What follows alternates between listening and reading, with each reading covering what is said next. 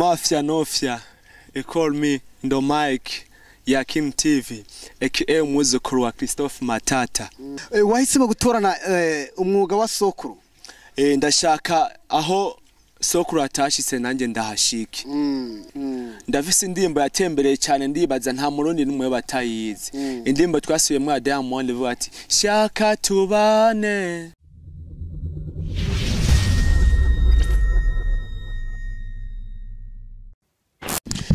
Bakunze ya Kim TV reka nongere ndabaramutse ndabahe mwiriwe na bwake bitewe naho mperereye kuri microphone muri kumwe na Yakini, kuri kamera nyuma ya kamera muri kumwe na Patience. Pasi rero akaba ariwe adufatiye amasanamu. Kano kanya rero nkuko twabemereye yuko tuzokwama tubazana ibishasha bigezweho.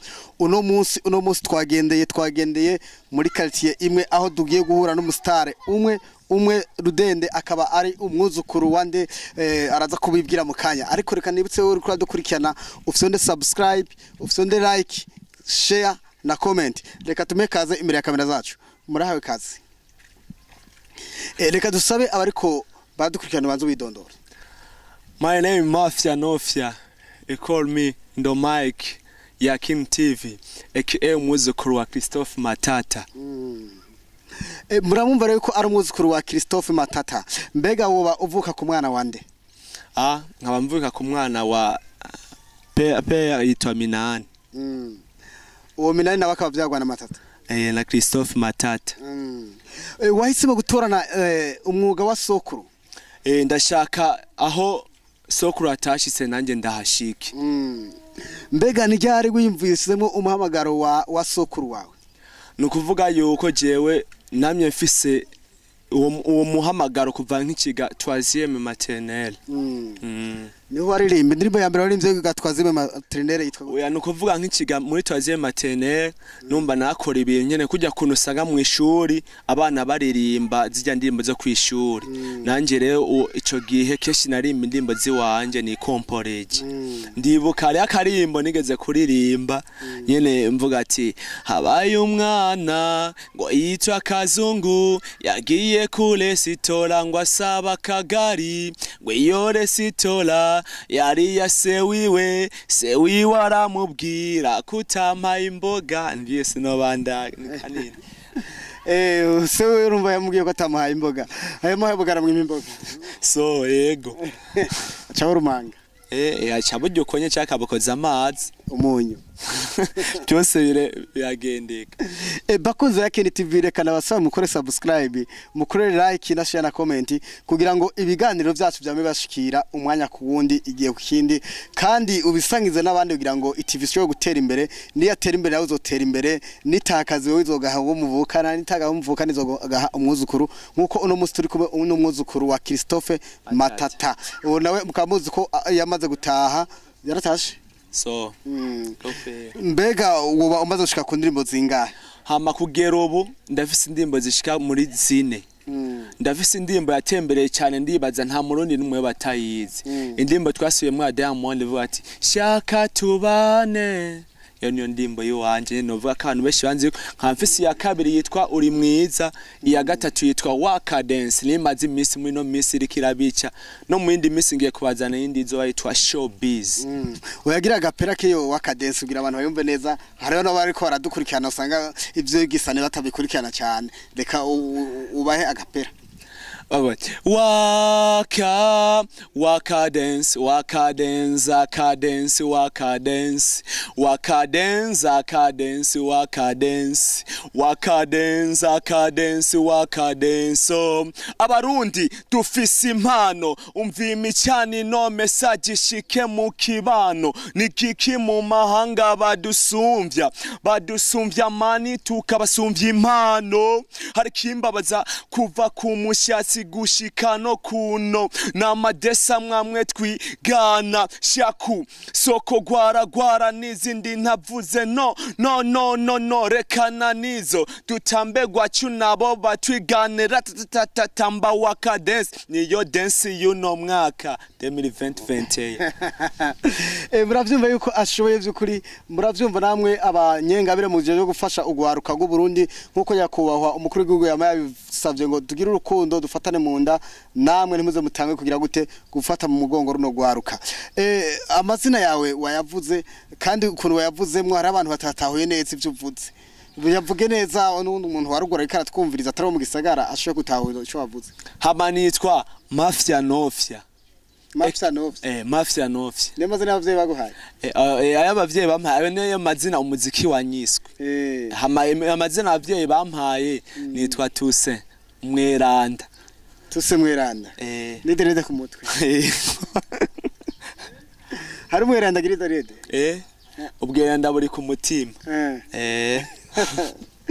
Tuse twarumvise yuko hari ikintu gishasha woba udufitiye aho wavuze ati je gendo shika imbere ya kamera hari ikintu nobwira abarundi n'abarundi kazi bari kuzoba ariko aradukurikirana bakakimenya ndagomba ico kintu ukibwire abariko aradukurikirana.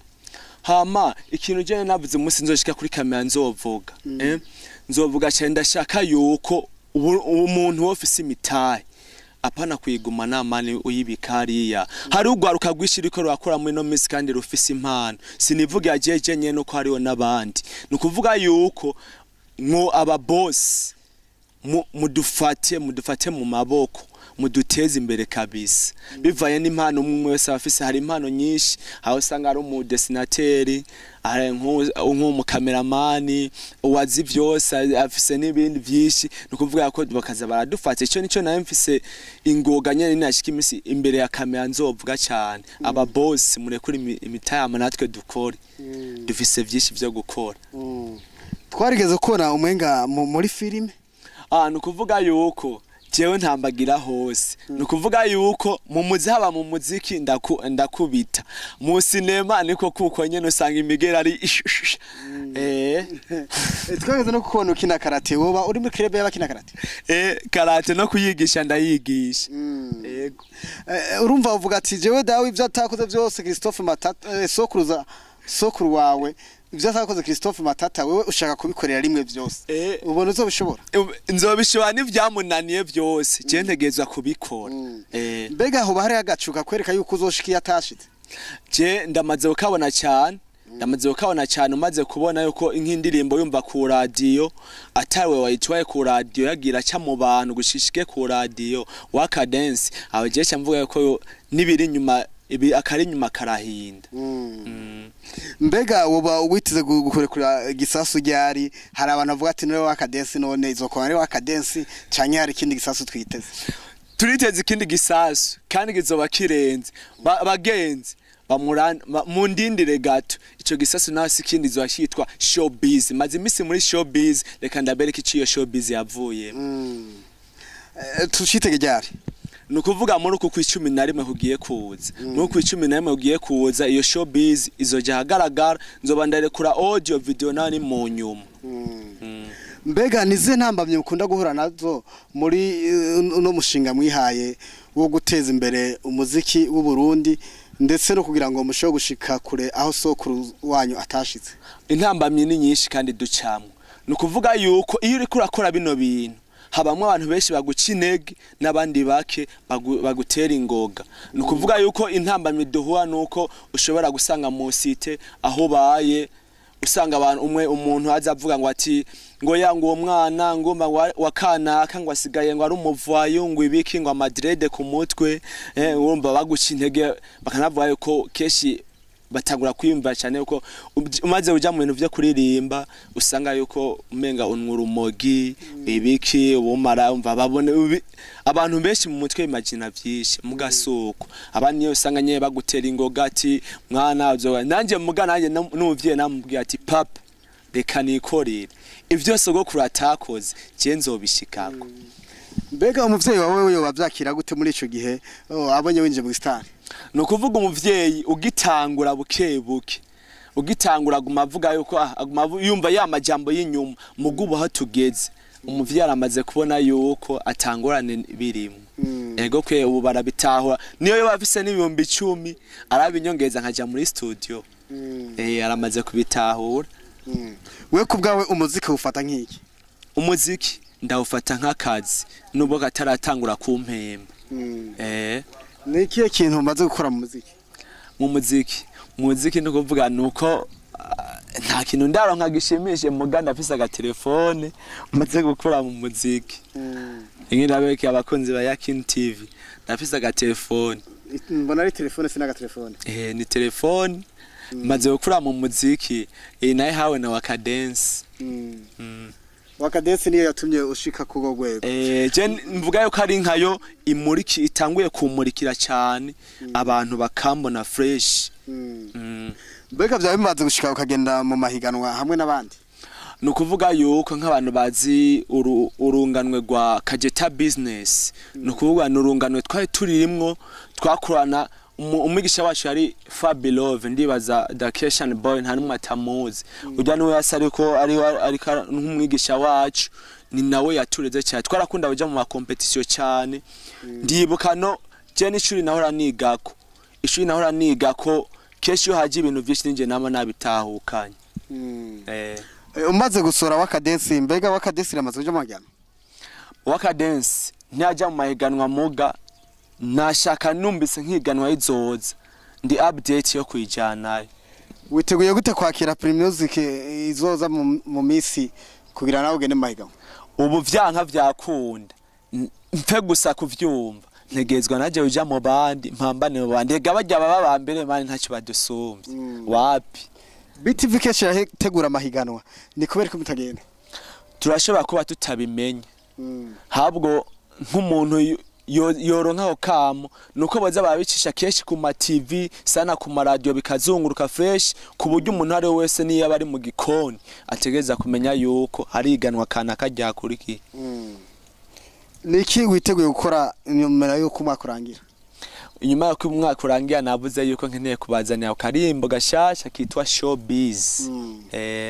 witeguye kurera ugwaruka rundi gute ko sibamo gato witeguye kurera ugwaruka rundi gute nukuvuga yuko Imana ni yafashe ivyo mfise mu mutwe bigakunda nkuko par etape bikagenda biduha nkuko ndavyipfuza nukuvuga nanje nk'ivyo abandi bakora nanje ntegeza kondera rundi gwaruka nanje sanuri karabitangura rondera rundi gwaruka nanje aho nzoba ngeze nanje no gerageza kuzanda baduza bukebuke nyene nabo bakashika no gufashanya ngaha kwisi wogo miliyoni 10 bazikoze iki imiliyoni 10 bampaye miliyoni 10 ikintu cyambere notangura gukora no manza hagura parcelle nkamanza kubaka inzu ikamanza kabamwe imfuvyi ni kubera ko yumvira kurera imfuvyi nikuvuga yuko je aba bana keshi mbona mwibarabara barambabaza amaye nubwo ntari imfuvyi hariho umugenzi wanje canke umujama wanje abaye mwibarabara umva ntibinezera mbega muri ico gihe ureze izo mfuvyi twumvise ko miliyoni 10 ushaka ntizokora umugambi ari kurumva ko ufise ico ciyumviro Imana ishaguha ibirengeye icumviro cawe mbega none bishitse ukaronka ababayeri wo basabiki ababayeri abagufasha abamfashe no basaba yuko bozana nabivuza ati aba boss muzani noti hama natwe dukore no basaba yuko bozana izo noti hama natwe tugakora bakaraba n'ibikorwa byacu hama bakongereza aho ngeze bakongerezako reka mu majambo make ugire impanuro hayo ugwaruka hama mbere yuko turangiza ikiganiro cyacu ugwaruka impanuro bahanuko nubwo buri mwibarabara uno musi muri mwibarabara ejo ushobora kuzova mwibarabara cyanda bikura kuri kiriko akiri yawe ari umwana wo mwibarabara mugubu urabona hageze nukuvuga nubwo buri mwibarabara ugize umuntu aza kagufasha aragukura muri rya barabara hamukaba ico abandi batari bazi nukuvuga bana canke muntu uri mwibarabara ntiwiganyire igihe cyawe n'umunsi wawe urahari umunsi vyageze ntawe uzobisubiza inyuma bwira abakunzi ba Kiniti bakore subscribe hama bakunzi ba Mafia Nofia Wakadense Showbiz vyose n'ahandi n'abakunzi ba Yakin TV Burundi dukole subscribe dukole share partage comment nimba waryoye cyane ndadutegeza kuryoherwa